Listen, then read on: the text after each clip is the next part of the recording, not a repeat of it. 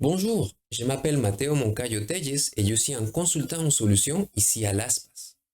Bienvenue à cette démonstration de LastPass Business. Au cours de cette courte session, nous allons vous montrer comment LastPass Business fonctionne du point de vue de l'utilisateur final en nous concentrant sur la façon dont les produits améliorent la productivité numérique et réduisent considérablement les risques de sécurité informatique. Dans les scénarios d'aujourd'hui, nous nous intéresserons à un responsable marketing nommé Anna et expliquerons comment elle bénéficie de l'utilisation de LastPass Business. Anna est vice-présidente du marketing et c'est une employée hybride classique qui partage son temps de travail entre les bureaux et la maison. Anna fait partie de la génération X et est très compétente en matière de technologie digitale. Elle est plutôt axée sur les événements et toujours en mouvement. Anna a toujours un iPhone à portée des mains, ce qui lui permet de répondre à tous les messages instantanés, les courriers, les messages sur les médias sociaux et les conférences téléphoniques qui lui parviennent tout au long de la journée. Anna doit mémoriser les noms d'utilisateurs et les mots de passe des 64 des 79 services qu'elle utilise chaque mois à des fins professionnelles et personnelles. Cela pose des problèmes pour sa productivité numérique et des risques liés à la sécurité informatique. Son entreprise utilise un point d'authentification unique pour les applications professionnelles. Il y a environ 16 applications allant du pack Microsoft Office aux finances, en passant par les ressources humaines et encore d'autres applications d'entreprise. Heureusement, elle ne doit retenir qu'un seul nom d'utilisateur et un seul mot de passe pour l'ensemble de ces 16 services. Bien qu'un grand nombre d'applications de son organisation soient incluses dans la page d'accueil de l'authentification unique, beaucoup d'autres applications professionnelles ne le sont pas. Elles sont soit trop spécialisées, soit simplement utilisées par un nombre très limité d'employés. Nous les appelons les applications informatiques fantômes ou Shadow IT. Par exemple, son équipe utilise un service Dropbox pour toutes les vidéos et images numériques. Elle utilise également les services Slido pour les sondages en ligne et les quiz lors des événements. De plus, l'équipe marketing d'Anna possède 5 comptes de réseaux sociaux partagés.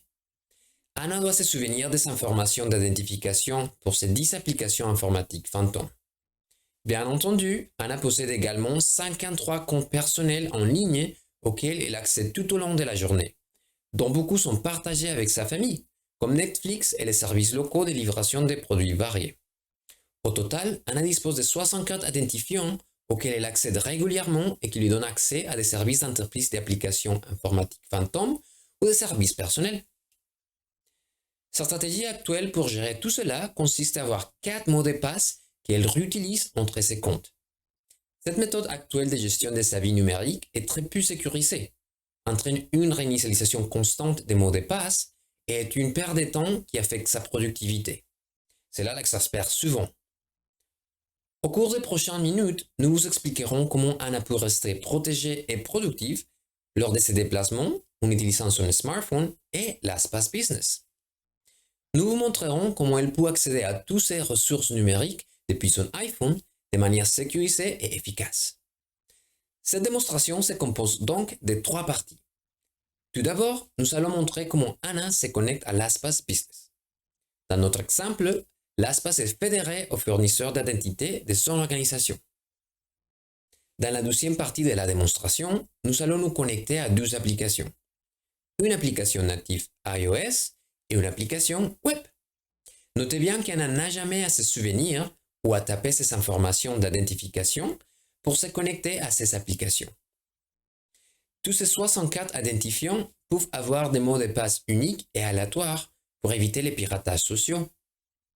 Pour finir, nous verrons comment Anna peut créer un nouveau compte et un identifiant sécurisé sur un site web avec LastPass Business sur iPhone. Vous observerez que les informations d'identification sont stockées dans son coffre-fort LastPass. C'est parti! Imaginez que ceci est l'iPhone d'Anna. Il s'agit en fait de mon iPad, mais le comportement sera exactement le même et l'iPad permet de mieux visualiser les démonstrations. Commençons par lancer l'application LastPass et par nous connecter à notre compte LastPass Business. Dans notre exemple, le compte est fédéré sur Okta, mais il peut également s'agir de SureID, de Google Workspace ou de nombreux autres fournisseurs d'identité.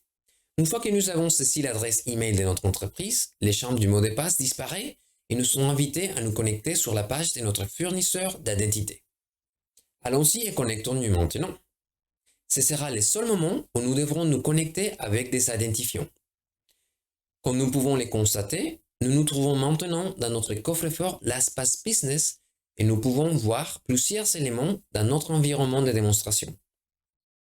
Il s'agit de notre Dropbox ainsi que de nos informations d'identification Slido.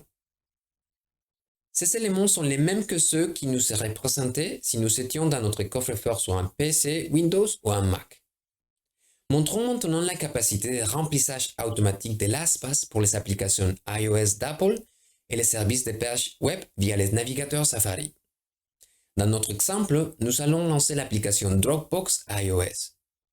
Si vous ne connaissez pas Dropbox, il s'agit d'une application courante utilisée pour stocker de nombreux contenus en ligne. Lorsque nous plaçons les doigts sur le champ de l'adresse électronique dans l'application Dropbox iOS, nous sommes invités à utiliser les informations d'identification de notre coffre-fort LastPass. L'adresse électronique et les mots de passe seront remplis automatiquement et nous serons connectés à l'application Dropbox iOS de manière sécurisée et efficace. On peut maintenant revoir les photographies de la dernière campagne. Passons maintenant au navigateur Safari et connectons-nous au service Slido. Encore une fois, si vous n'êtes pas familier avec Slido, il s'agit d'un service très courant utilisé lors d'événements pour faire des sondages. Une fois que nous sommes entrés dans la page, nous pouvons voir que LastPass a déjà rempli automatiquement l'adresse email. Nous pouvons continuer et LastPass va remplir automatiquement les mots de passe pour le service Slido. Il suffit maintenant de se connecter. Nous avons donc vu à quel point il est facile de se connecter à la fois aux applications iOS et aux services de sites web avec les navigateurs Safari. Encore une fois, nous n'avons jamais eu à saisir ou à nous souvenir de nos identifiants. En quelque sorte alors, une expérience sans mot de passe est aujourd'hui disponible avec LastPass Business. Qu'en est-il de la création des mots de passe aléatoires et de la sauvegarde des identifiants? Eh bien, c'est la troisième partie de notre démonstration. Supposons qu'Anna souhaite acheter un drone pour faire de la photographie aérienne sur dji.com, mais qu'elle n'a pas encore de compte. Créons un nouveau compte avec un mot de passe aléatoire et sauvegardons-les dans notre coffre-fort. Nous voici donc sur la page d'enregistrement de dji.com dans le navigateur Safari. Nous allons d'abord remplir notre adresse email. Une fois cette opération terminée, LastPass nous demandera de choisir un mot de passe aléatoire. Notez que nous pouvons passer en revue plusieurs mots de passe potentiels et même augmenter leur longueur et leur complexité si on les souhaite. Nous allons simplement cliquer sur les mots de passe souhaités et constater que les deux champs des mots de passe sont maintenant remplis. Nous allons également cocher quelques cas supplémentaires obligatoires. Et maintenant, nous pouvons soumettre notre inscription, ce qui a été fait avec succès, comme vous pouvez le constater. LastPass nous invitera alors immédiatement à enregistrer ces identifiants nouvellement créés dans notre coffre-fort. Ceci fait, nous pouvons maintenant nous connecter automatiquement au site dji.com par le biais de notre coffre-fort LastPass avec n'importe quel appareil. Nous pouvons également voir que cet identifiant est maintenant dans notre coffre-fort sécurité pour dji.com. Cela nous amène à la fin de cette courte démonstration sur l'expérience de l'utilisateur final avec l'application LastPass d'Apple iOS et LastPass Business. Dans cette courte démonstration, nous avons démontré comment une responsable marketing en déplacement comme Anna peut naviguer facilement et en toute sécurité avec ses 79 applications et services auxquels elle accède régulièrement sans savoir à se souvenir d'un seul mot de passe. Nous avons aussi vu comment créer un mot de passe aléatoire sous la page d'inscription d'un site web et nous avons enregistré les identifiants dans notre coffre-fort LastPass. Merci pour votre attention et nous espérons vous retrouver dans un autre épisode de notre série Micro Demonstrations.